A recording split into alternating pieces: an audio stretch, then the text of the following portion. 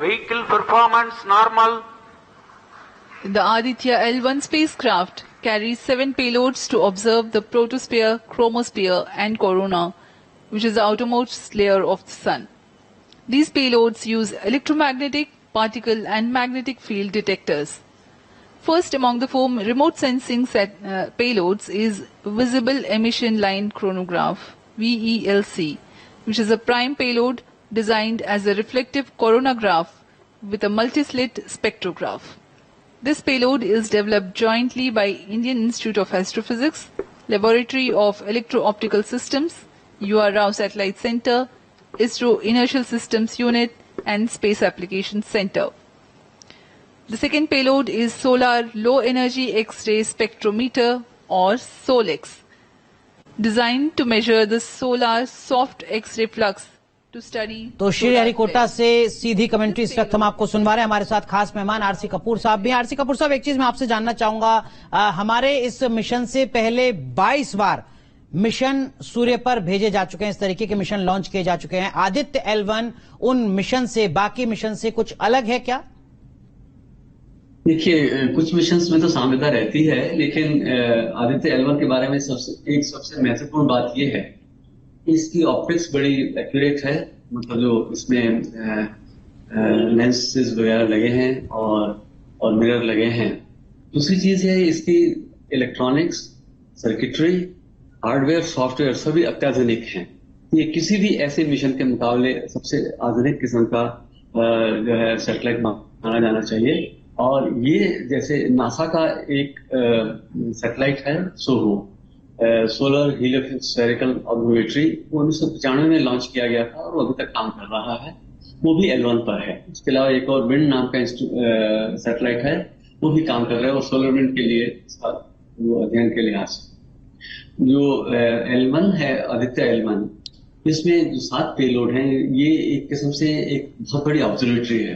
तो भारत का जो स्पेस बेस्ड सोलर ऑब्जर्वेटरी है, इसके जरिए जो है सूर्य का प्रकाशीय किरणों में, एक्सरेज में, अल्ट्रावायलेट में और इसके अलावा जो है उच्च ऊर्जा के जो कण आते हैं सूर्य से, उन सब के अध्ययन के लिहाज से और स्पेस वेदर के लिहाज से ये एक किस्म से संपूर्ण सी ऑब्जर्वेटरी है, सर्वगुण संपन्न आप समझ लीजिए। तो इसका जो है अब जो भी काम शुरू होगा वो तो L1 पर पहुंचने के बाद होगा, जब ये पूरी इसकी जो सोलर पैनल्स हैं वो सूर्य की तरफ उनका वो रहेगा। लेकिन आप ये समझिए ये हमारी सूर्यमुखी ऑब्जर्वेटरी है और L1 पर ये हेलो ऑर्बिट में ये रहेगी। इस मिशन लाइफ जो है 5 साल है, लेकिन उम्मीद करते हैं कि काफी लंबा आगे बिल्कुल। अगर सोहो अमेरिका का अभी तक काम कर रहा है तो उम्मीद है कि आदित्य L1 भी जो है अपने डेजिग्नेटेड टाइम से आगे काम करेगा, अत्याधुनिक पेलोड्स और तमाम तकनीक से लैस है। सर, एक चीज समझना चाहूंगी आपसे कि मिशन चंद्रयान में बहुत कम वक्त अगर हम देखें तो लगा, और अभी तक जैसे कि अनुराग बता रहे थे कि 22 इस तरह के मिशन जो हैं वो भेजे जा चुके हैं। तो इसको हमने कंसीव किया था 2008 में, तो इसमें इतना लंबा वक्त लगने के पीछे क्या कारण था, क्या वजह थी, जबकि इससे पहले 22 भेजे जा चुके हैं? चांद के उस पार्ट पे अभी तक उतने मिशन नहीं भेजे गए थे, वो जल्दी हो गया।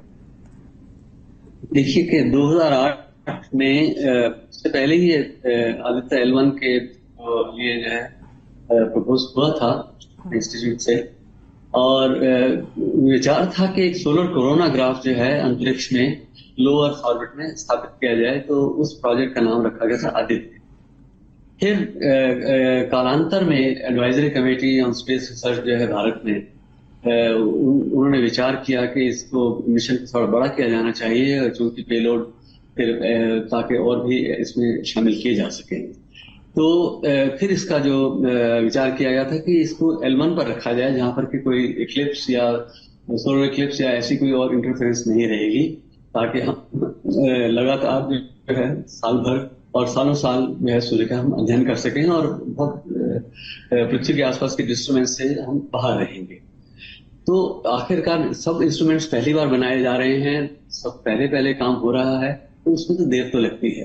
अब अगर मान लीजिए आदित्य का एक और मिशन आप करना चाहें तो आप शायद साल भर के अंदर वो सारे इंस्ट्रूमेंट्स बना के रेडी करके आप मिशन को आगे भेज सकेंगे। जी आरसी कपूर साहब, ये जो आदित्य L1 है, इससे जुड़ी कुछ और मन में जिज्ञासाएं हैं, वो मैं आपसे समझूंगा, लेकिन उससे पहले ये जो गौरवान्वित क्षण है, ऐतिहासिक पल है, ये हम जरा दर्शकों को दिखा दें। ये दो तस्वीरें आपको दिखा रहे हैं। देखिए 23 अगस्त 2023 यानी आज 23 अगस्त की तस्वीर आपको दिखा रहे हैं जब चंद्रयान 3 सफलतापूर्वक पहुंचा, अपना मिशन सफल हुआ, मिशन चंद्रयान। और एक तस्वीर आज की आपको दिखा रहे हैं जब आपसे थोड़ी देर पहले आदित्य L1 लॉन्च किया गया है। तो चांद से लेकर सूरज तक तमाम जो चीजें हैं उनकी स्टडी के लिए भारत कैसे दुनिया में एक महाशक्ति बनकर उभरा है, ये दो तस्वीरें उसकी तस्दीक कर रही हैं, ये दो तस्वीरें उसकी गवाही दे रही हैं। आरसी कपूर साहब, ये जो पूरा आदित्य L1 है ये स्वदेशी है, ये खबर हर भारतवासी को गौरवान्वित करती है सर, और ये आसान तो नहीं रहा होगा, इसरो का एक लंबा सफर रहा है सर इसके पीछे। बिल्कुल सही बात है। देखिए आप, एक तस्वीर जो है मेरे सामने हमेशा आती है जिसमें उसमें बाईं तरफ जो है एक साइकिल के ऊपर एक रॉकेट का ऊपरी हिस्सा रखा हुआ है और वो ले जा रहे हैं, और दूसरी जो हिस्सा है दाईं तरफ का उसमें GSLV Mark 3 है जो कि इसरो का सबसे शक्तिशाली रॉकेट है।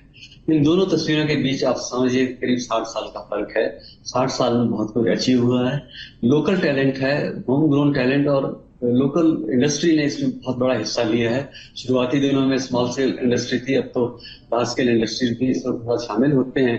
यहाँ तक कि जो है अब ये स्थानीय इंडस्ट्री स्वतंत्र रूप से जो है रॉकेट्स को अंतरिक्ष में भेजने की तैयारी में है, और वो सब खबरें आपको मिलती ही हुई। तो ये बहुत बड़ी जो है ये प्रगति हुई है, और ये थोड़े दिनों की नहीं है। आप ये मानिए जैसे इंसान का बच्चा होता है, करीब 20 साल की उम्र में जाके वो तैयार होता है कि शायद आगे जाके दुनिया में अपना स्थान बनाएगा।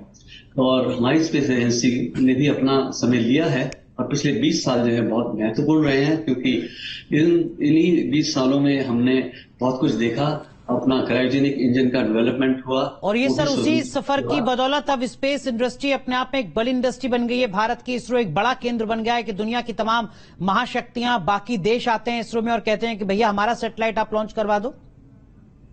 बिल्कुल सही बात है। और इससे पहले हमने बहुत साल हो गए हैं, बहुत समय से हम विदेशों के एजेंसीज के सैटेलाइट्स अंतरिक्ष में लॉन्च कर रहे हैं। 104 सैटेलाइट्स एक बार लॉन्च किए गए थे, वो तो आपको याद होगा 2000 में, तो वो भी PSLV नहीं किया था। और आगे तो आप समझिए कि पूरा रास्ता खुला है। तो सर आपको बीच में जरा रोकना चाहूंगी, कुछ अपडेट आ रहा है इसरो की तरफ से। Space mission. So today we are joined by Dr.